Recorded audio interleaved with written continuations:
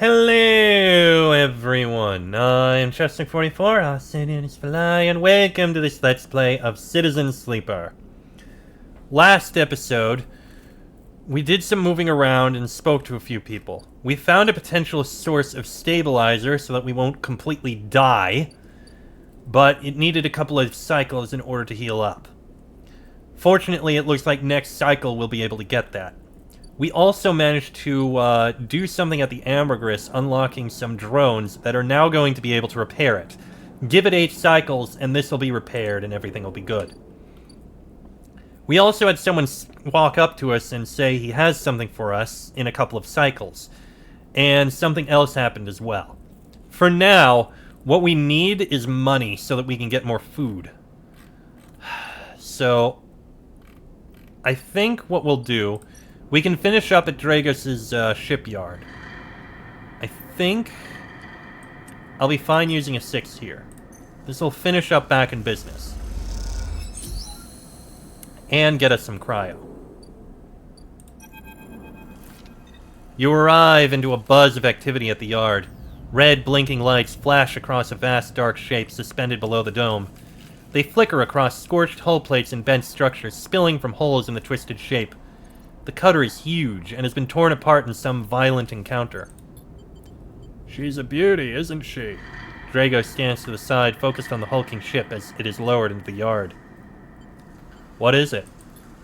That, my friend, is A-grade scrap. I should thank you. This place was on its last legs when you turned up, and now look at this. The ship descends slowly, its interior visible through multiple hull breaches. You struggle to gather the same enthusiasm as Dragos for this monstrous craft. You can't help but think of what became of its crew. What happened? What do you mean? I managed to convince our salvager friends to give it to me on credit, that's what happened. No, what happened to the ship? Not my concern. He shrugs. The ship creaks like a calving iceberg as it reaches the base of the yard. Dragos is visibly excited. I know I said you shouldn't stick around, but I'm gonna need some help with this one. The drones start to crawl over the hulk, their lights illuminating flashes of dented hull. Watching, you wonder if you arrived in a similar fashion, locked inside that container, the wreck of the SNR freighter lowered into the yard like a corpse ready to be butchered. Or was the container delivered to Dragos on its own, a womb for your rebirth into this strange station? You shudder. Perhaps if you could learn something about this ship, you might be able to trace the path that led you to this yard. Dragos squeezes your shoulder. After these past cycles, I think we are up to it. What do you think? You see the fading name of the ship emblazoned on its side, Winter Light. Let's do it. He claps you on the back. Glad to hear it. Come back in a few and we can make a start. Ah, a real beauty. Dragos repeats, perhaps just to himself. You take one last look at the shattered ship as the drones start cutting, and then slip out of the yard, feeling suddenly cold in the empty passage. Oh, we have an upgrade point! You've completed your first drive. Each drive completed unlocks an upgrade point to spend on upgrading your character. Access the character menu via the arrow button at the top right. Yes, I did glance at this. So, with one upgrade point, I think I'm going to improve Endure so that I don't have to worry about being negative for that anymore. No negatives is a good thing. Next one I get, I'm probably going to get Predictive Reasoning so that I can see the potential positive and negative outcomes. That's good for making a guess for what I want to do. Dragos' yard. So, we have 2 options. Cutter salvage. Ship breaking is tougher than slicing up loose salvage, but Dragos is happy to pay you a fixed wage if you're up to it. And history or no, this ship is salvage. As Dragos always says, break it down, move it on. On the other side, investigating the Winter Light means picking through its systems and structures with care. It won't pay, but you may find answers. And the wreck cutter Dragos has brought into salvage has a history to discover if you're curious. Dragos seems increasingly nervous about your presence in the yard. You're not sure he's going to hold his nerve much longer. We might try to do a bit of both. But what I need right now is money. I have some. I can get some more from a bar shift.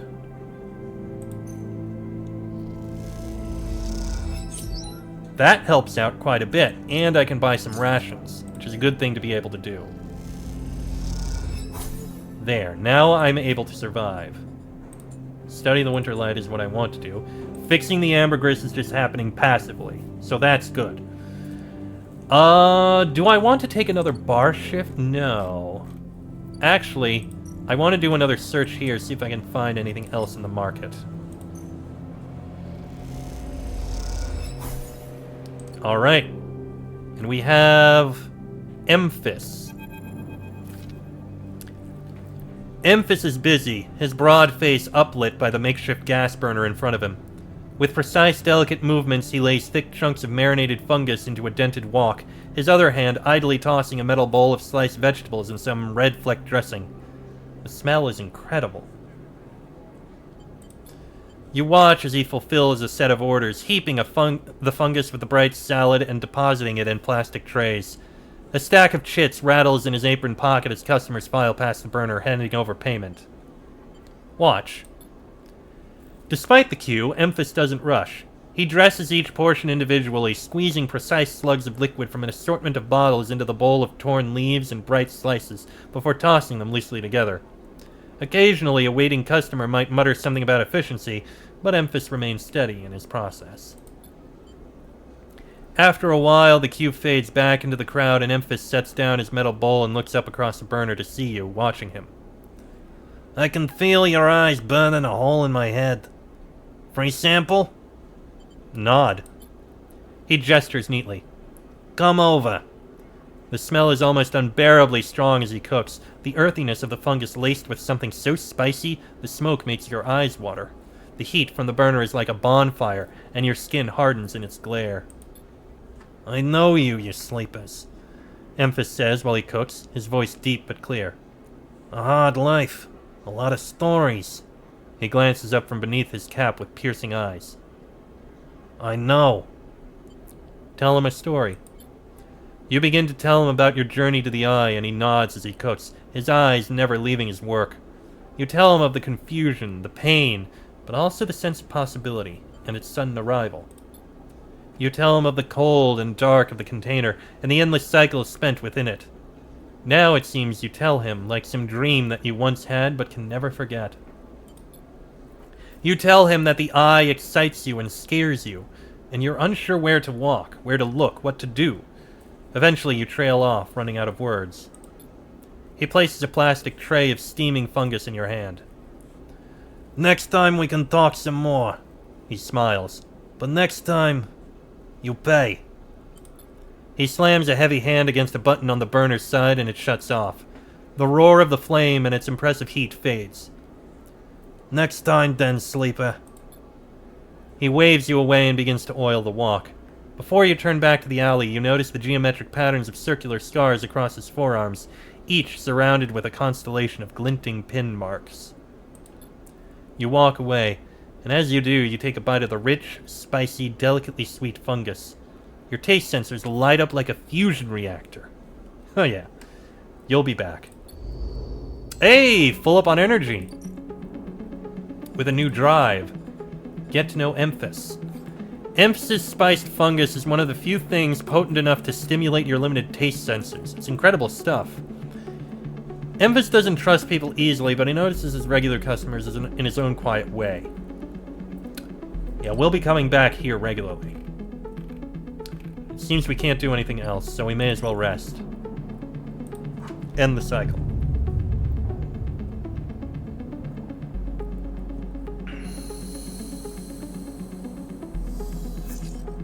Oh, jeez. 1, 1, and 4. Fang wants to speak. Sleeper. Fang catches your attention as you approach the Havenage building, leaning against a bay door to the side of the entrance. You approach. Easier to come in this way. Security, all that. You know. He slams a button and the bay creaks open, blinking lights in the dark behind it. You follow Fang inside. Truth be told, I don't spend much time upstairs. This is where I work. The door hisses as it closes behind you. The bay is filled with pieces of hardware, all rigged up to generators and diagnostic slates and things you don't recognize that glow with blue screen light. There's a chorus of hums that blends into a single wave of static, filling the dark corners of the room. Fang leans on a server stack and gestures around. You like it? What is all this? He taps a nearby server stack which bleeps in response. This is my treasure trove, all dredged up from the sea of systems we call the Eye. You wouldn't believe what this place runs on. He steps over to a towering block speckled with vents. Some of these systems are from the original station, A1, the one Solheim built. We've had to invent new components, repair things we never built, reverse engineer entire subsystems into existence. Residents here look up at the Eye and think they're seeing a concrete reality. But this place is a system in constant flux, decaying and growing, collapsing into new configurations. He walks down between the hardware stacks and you follow. We're keeping this place alive, but also remaking it into something new, dragging it away from those corporate origins. At least that's what I'm trying to do. He turns back to face you among the flickering machines humming all around you. I know you can see this too, Sleeper. All these systems and sections. You can, can't you? I can see it. Makes sense, right?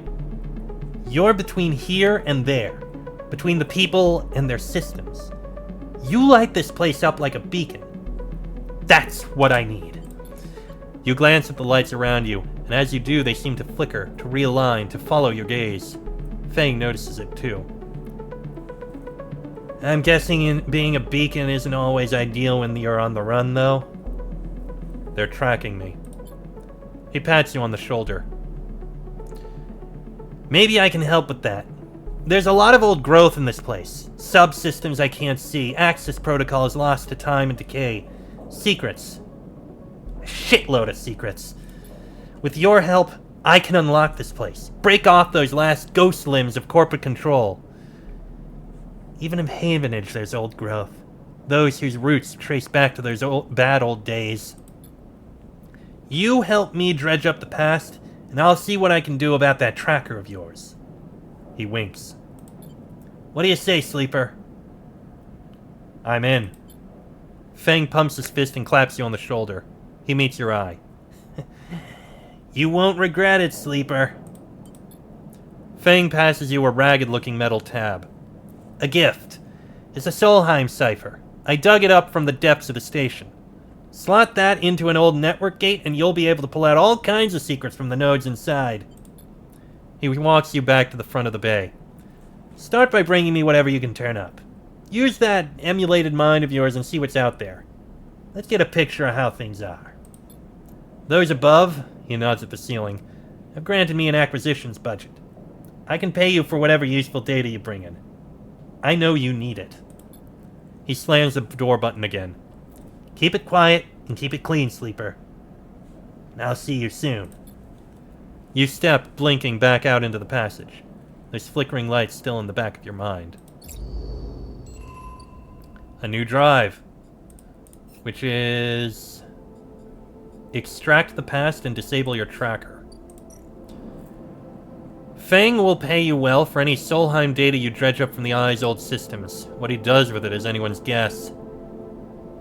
Well, we do have data as an option, and we have a Solheim cipher, and we saw where we can go for that. We'll deal with that soon, but first, let's get some medicine.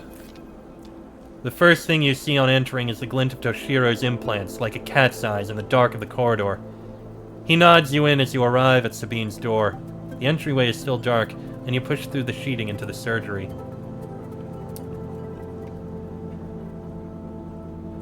I have it. Sabine stands with a case open in front of them, a set of vials lined up inside, separated by foam inserts. They pick one up, rotating it in the warm light. I have no idea how Yatagan... We should treat this with caution. It looks authentic, but I have no idea if it really is what it appears to be. So, I'm the test case. That seems to be the case. Unfortunately, I'm not sure we have another choice. They gesture for you to sit on the bed. The stabilizer works under a similar principle to an immunosuppressant in a transplant operation, in that it stops your body from ejecting the unfamiliar part of itself.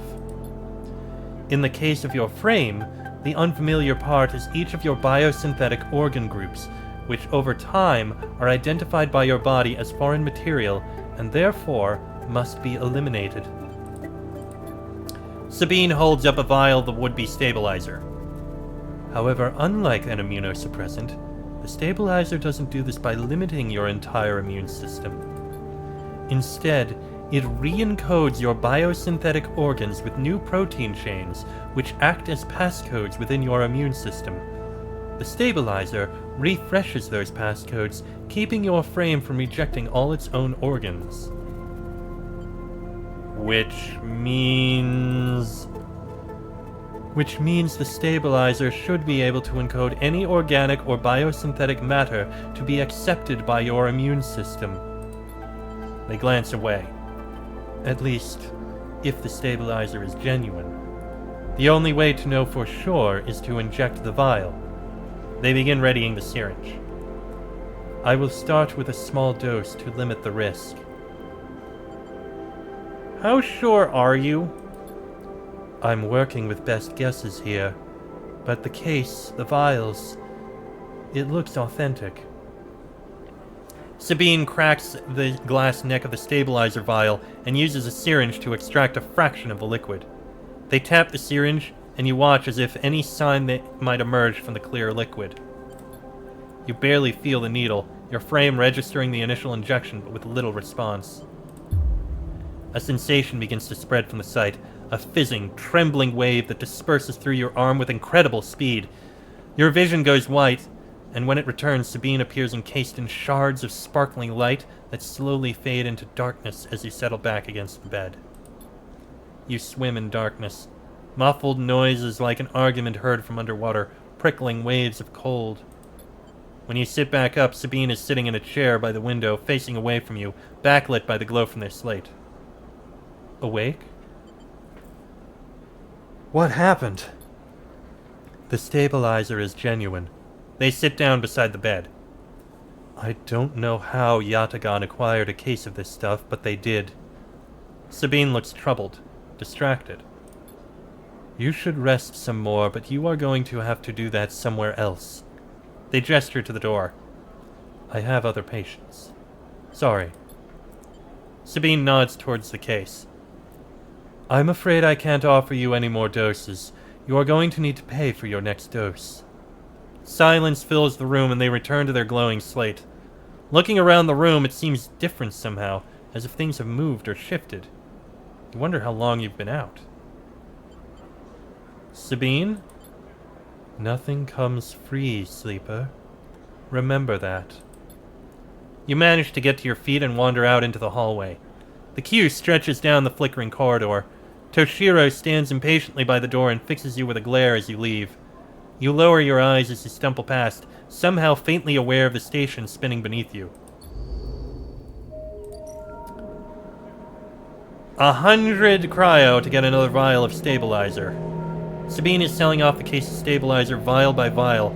You haven't been able to talk with them since your last visit. Well, that's what we're gonna... Oh, what's this? Scrap freighter.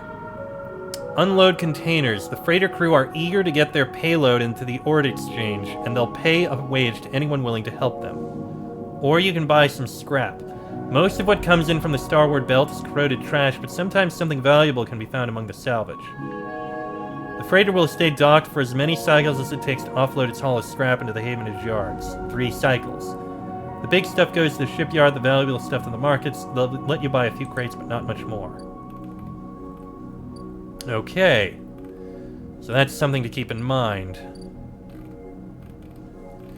Well, at least we're at full health. I think we can do something here. We have the key for this. Let's use this.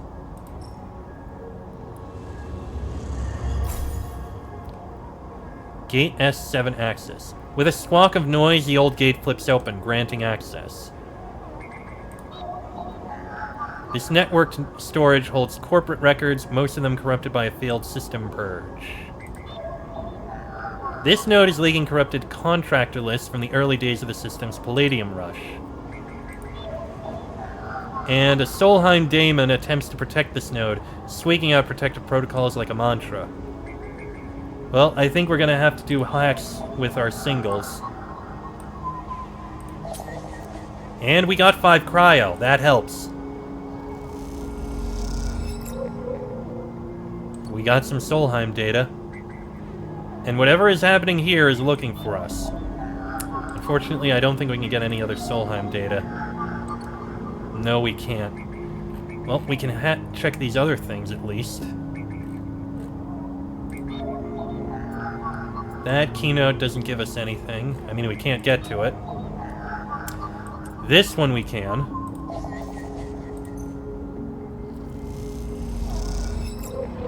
An encrypted key. Oh. As you drift back from the node, something latches onto you. A thread strung tight around you. It tethers you in place. A taste. The voice makes you shiver, its source somehow both distant and close behind your ear. You see a distant glint of light shut off, and then suddenly a shape is at your side. It stalks around you, circling like a shark, like a wolf. Entity unknown, astringent, processing. Stay still. Please hold. The thread around you thickens until it is a ring, a cylinder, a tunnel of light circled around you. It is blinding for a moment, and then it is gone. As it fades, you see a figure, a creature in front of you. Its strange head flickers between different angles, reading you. What are you? The shape paces around you on lithe legs, though there is no ground here to pace on. Entity, identify, origin, serial, cadence. The figure faces you expectantly. Sleeper, S and ARP. Unknown, known. The figure's strange head rotates. Brackish signature, of and not of, attempting interface. As the figure speaks, more threads begin to spiral from its head, thick, snaking, vine-like ribbons that flex and wave. They approach with intent. Stop! The figure halts its threads, its head twitching. Entity, your identity is unknown. We only seek to correct illegalities. Can you confirm your legal right to sentience? I'm a person. Incorrect. You are an entity. All at once, Hunter's head is directly in front of yours, blocking your vision. You stink of their taste. The one from the sealed dock. Hunter shimmers with fury. I will find access. I will interface. Sealed dock. An entity hides in the rotunda. You are its puppet. Hunter extends a razor-edged thread. I will not be diverted from my task. It glows with murderous intent. Strike. You lash out with all your force. Not a physical strike, but a focusing, a spike of interference leaping out like the tip of a spear. Hunter stumbles, shifts, separates. Wake up. You open your eyes, blinking back into the station light, shaking with fear. So Hunter is after us. It looks like we can do 6 more hacks before it manages to find us again. That's a little worrying. Well, we have a key that we can use on the sealed dock, but it looks like we're going to need to use 2. The maglock thunks open and you can remove it from the entryway. On to the next one. We'll get it later. That's not the only thing we can do. We can also hand in this Solheim data to Feng's Bay. There's 1, and we got 15 cryo. Good. That's very good. Alright, we've still got a 4 that we can use somewhere. We can give another try and search at the Bright Market and uncover the last thing here. That did not work. Son of a bitch. Alright, well, you know what? We have some money. We may as well get some here. Oh, 3 energy. Oh, that's gonna be good here. Okay. Well, we may as well rest.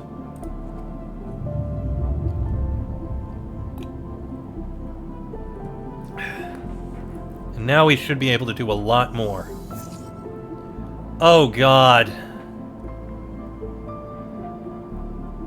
That is not what I like. I need money, and the only way I can do it is by hacking. Ugh. Well, let's at least try another search. There we go. New drive discovered. Build a ship mind. You've heard talk of a fabricator owned by the Ord Exchange. With that and a few fragments, you could build a ship mind core. The Ord Exchange. One option is to play the Exchange. The flow of chits and components in the Exchange is complex, but a sharp eye and some tight trades can net you a good margin. Alternately, sell components. The Ord Exchange is always hungry for new hardware to buy up, break down, and sell off, and you're happy to supply it. 1 scrap component. If I do it 6 times, there's an old ship mine fabrication stack in the back of the market, but only trusted traders get access to it. Ugh. Let's see. I don't really want to buy anything. I need a load of money. And I need to take care of things in Dragos' shipyard. With 3s, 2s, and 1s, ugh. Can I hack these anymore? I can hack this with a 2.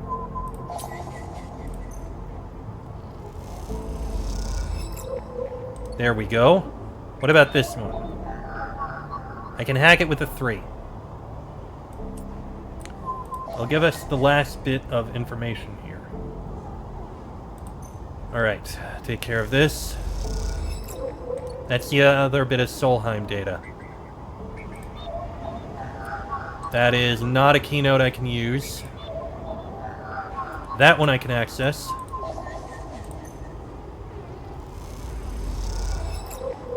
Another encrypted key. Oh, I just checked that one. That one doesn't have anything.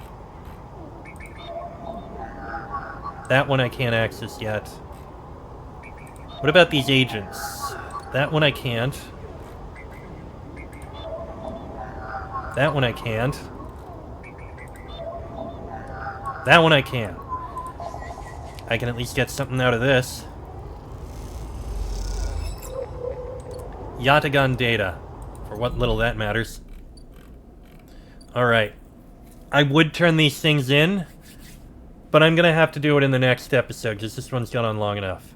Next episode, we'll turn in this bit of data we found and see what they'll tell us to do next. Till then, I'm Chester44, Arsene Fly. This has been a Let's Play of Citizen Sleeper, and I shall see you all next time.